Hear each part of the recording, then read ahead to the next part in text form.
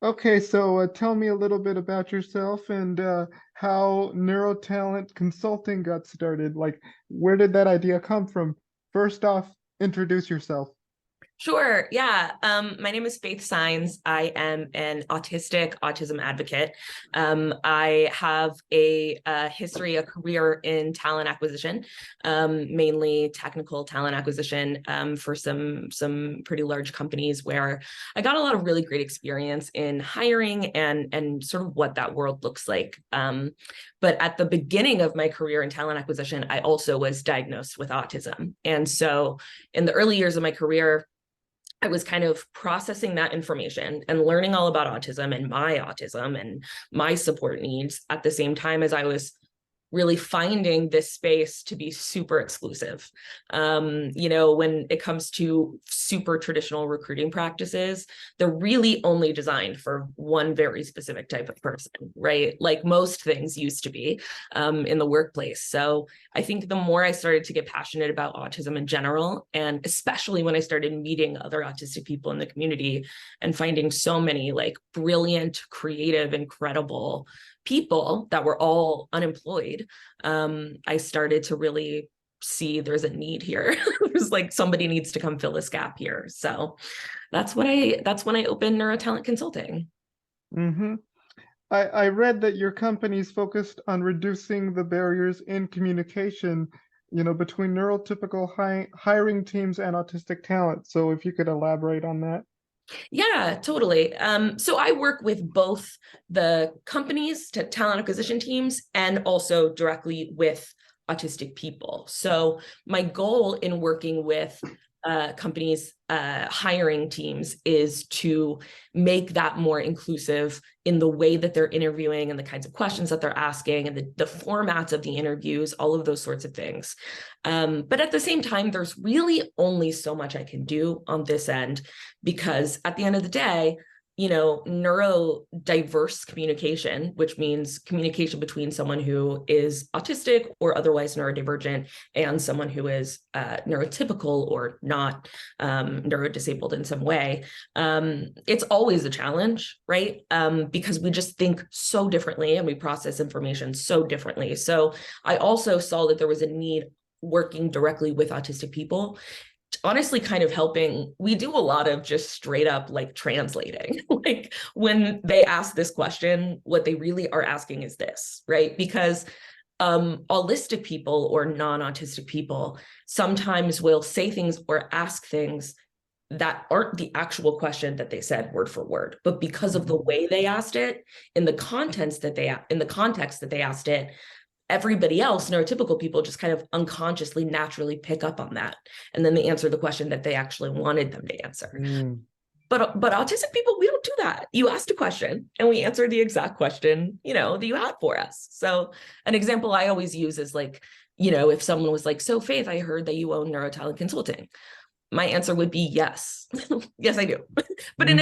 in a conversation, they were probably looking for me to be like, I do, yeah, I open it up, blah, blah, blah, and this is what we do, blah, blah, blah. They were obviously asking, tell me more about that, but they thought it was implicit, right? Hmm. So anyway, so helping with the communication on both sides, I thought really would help kind of bridge the gap here between the two and kind of help solve the problem there. Hmm. We often think about the traditional hiring process as, this long, arduous process where you sort of apply for jobs, submit cover letters, resumes. I've done that, obviously. Mhm. What has been going on there? Like, why aren't more people with disabilities, hired more frequently? In other words, where's the equal opportunity for employment? hmm Yeah. That's obviously definitely a layered question. There's a lot of different answers for that. But like I said earlier on, the hiring process, just like everything else in the corporate world, was built for cisgender white men, period. Like that's just what it was built for. And so, it really started out as like So we need to fill this position. Here are all of the things I'm putting in place to get that done. And that was just some dude somewhere, right? So Mhm. like all of these norms and like this is the way we do it was never supposed to be for everybody. It was only ever supposed to be for one person. And so, when we look at things like diversity and inclusion and those efforts internally in a company, we really need to see real actual action and effort. I think a lot of times we don't tend to see that internally, which is why organizations like mine try to step in and help. But I think the process being as long and arduous as it is part of what is really exclusive about it when it comes to disabled candidates, especially when it comes to like intellectually disabled candidates or neurodivergent candidates. It's really a really crazy thing to ask, right? To have to, upload your resume and then fill out all of the information that we already got when you uploaded your resume, but fill it out here and then answer all these questions. Like it's a minefield, and it is, I believe, supposed to be like it's supposed to be able to eliminate people along the way in a way that I don't think is super fair. But I think one thing that I would say about it is like, oh gosh, I just lost my train of thought. Happens a lot with autistic people. Wait, Mhm. repeat the last part of the question. Help me remember, maybe. Uh, Uh, the last part of the question was, why aren't more people with disabilities, hired aha. more frequently? You know, Yes. Yeah, yeah.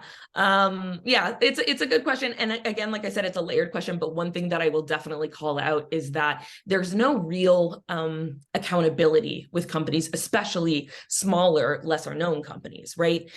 Because right now the ADA, which is like in the United States, that's like the laws around disability inclusion, requires for them to provide a certain amount of support for a disabled candidate when that candidate discloses their disability. Mhm. Unfortunately, no one is stopping Joe at some random mid-level company somewhere from following that, right? Like no Mhm. one's going to step in and make sure he does that. And there are so many instances where disabled candidates will get called for an interview.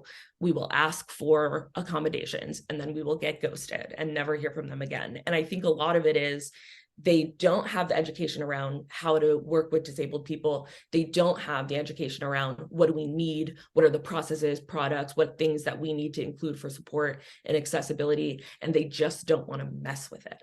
I really think that's a lot of it. It's companies that are just like, it's a lot of effort and we're busy. And as disappointing as that is, I think it's just, it's up to people like you and me to speak out against it and try to move that needle forward any way we can. Hmm.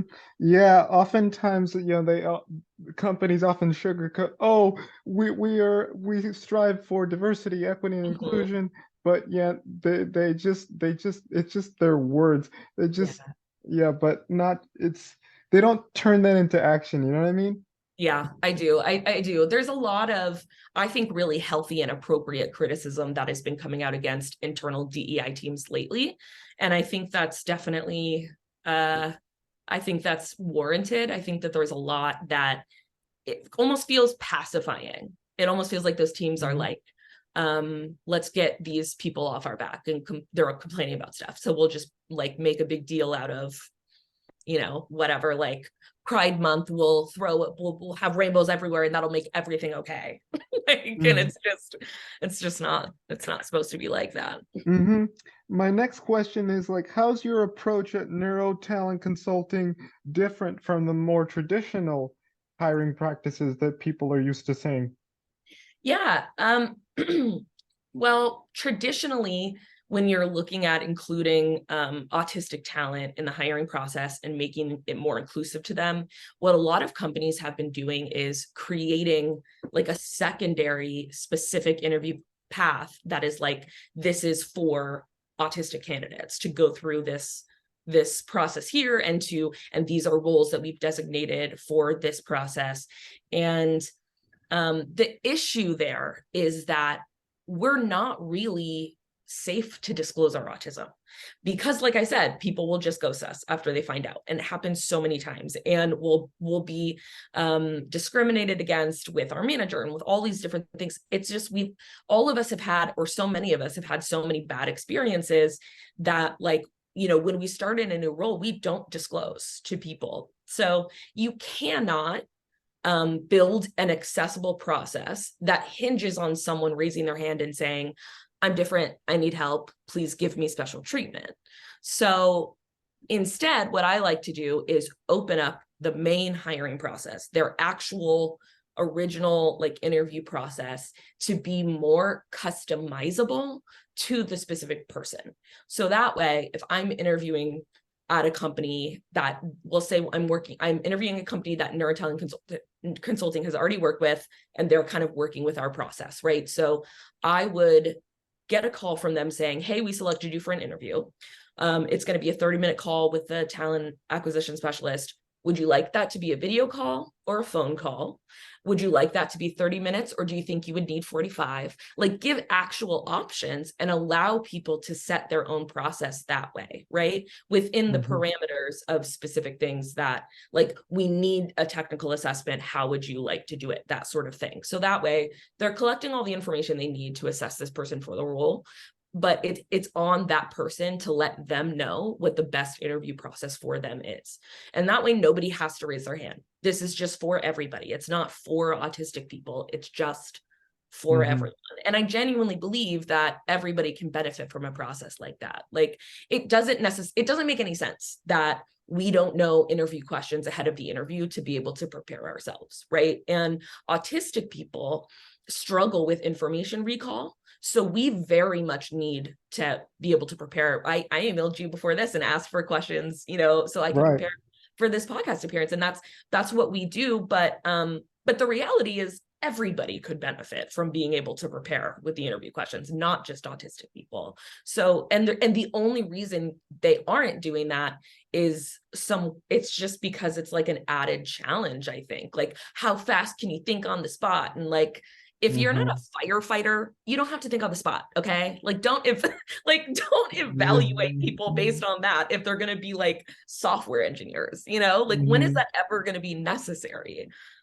So yeah, I turned that answer into ranting, but you know what I mean. Yeah, I totally.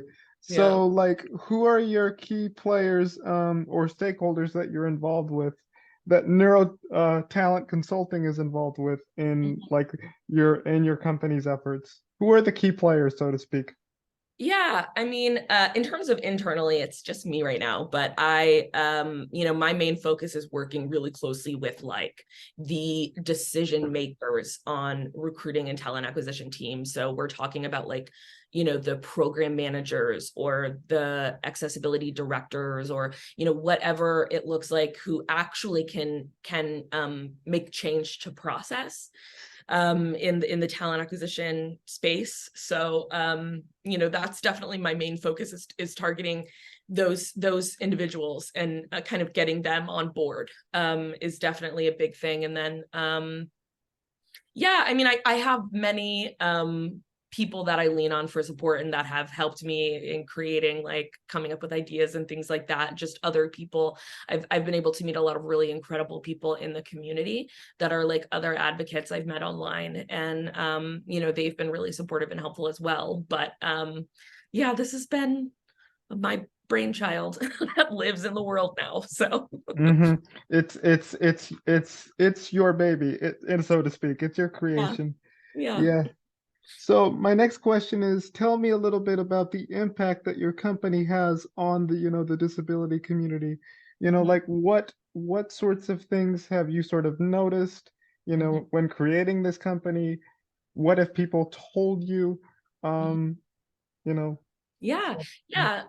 Well, a main point, and I probably should have said this earlier, but a main point that I think is important for people to understand is that there is currently an estimated 65 to 75% unemployment rate in the autistic community. So Mm-hmm. 65 to 75% of us are not working or have never been able to hold full-time employment.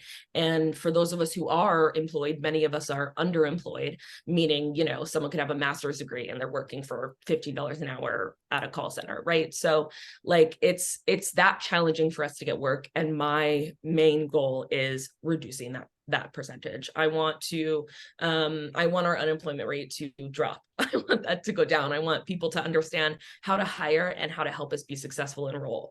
But then also I think like in terms of the impact so far, working with autistic people has really been where I've been able to do most of the work so far, and being able to just clarify, like, you know, long before I officially opened Neurotalent Consulting, I was meeting with autistic job seekers, like just in my free time, and kind of helping answer questions about the interview process. And I think just being able to answer their questions about what did this mean when so-and-so said this, and what does this mean in an interview and they asked this, and really being able to sort of decode neurotypical interviewing has been, I think, really helpful for people so far. And I hope to be able to do even more of that to the broader autistic community in the future. Mm-hmm. Lastly, what are two pieces of advice that you would give a company that wants to include autistic people, people with disabilities? Mm-hmm. Yeah, I think the number one thing I would say is you need to educate yourself on disability inclusion in the workplace. You need to educate yourself. What are the products and programs that we can offer? And like, what are the things that are blockers right now in disabled people being successful in our company? And along with the education component is data collecting. Companies need to start collecting data on the disability community. Right now, they'll release their diversity numbers, and it's around the queer community, women, you know, the Black and Latino communities. And there isn't even information in most companies on how many employees are disabled, and like in leadership, how many people are disabled. Like they're just not even collecting data. And you can't help people when you aren't collecting data on them. Period. You cannot help a Mm-hmm. community you are not seeking to understand. So that's number one. And then number two is a much more specific thing. And I would say I really actively try to teach against what I call the now meet so-and-so syndrome. I think a lot of times there are managers who maybe the manager is newer, or maybe they're working on a different team, or maybe they have a new manager that's been really hard on them. But for whatever reason, people have a hard time making a call in the interview process. I, as a recruiter, have worked with so many hiring teams that take, like, they have a full interview process with a really great candidate and they have nothing but positive things to say, but they're still hesitant to pull the trigger and send out an offer. And then they're like, well, I want them to meet with so and so, the director of this, and such this person too, so they can get all of these other people's feedback. And the reality is that is built-in bias in the process, because you're not learning any new information about that candidate or their skills, which is the only reason you should be having an interview, is to learn about them and their skills and whether or not they can do the role. So when you have this now meet so-and-so, I want so-and-so's opinion, you're literally just asking for someone's fully biased opinion on how the candidate appears to them. And it's somehow this like widely accepted thing that companies do all the time. And so, yeah, now meet so-and-so. That should never be said. Just Yeah, that should be thrown out the window. thrown out the window. We don't need it. Yeah, fair Yeah. points. Yeah.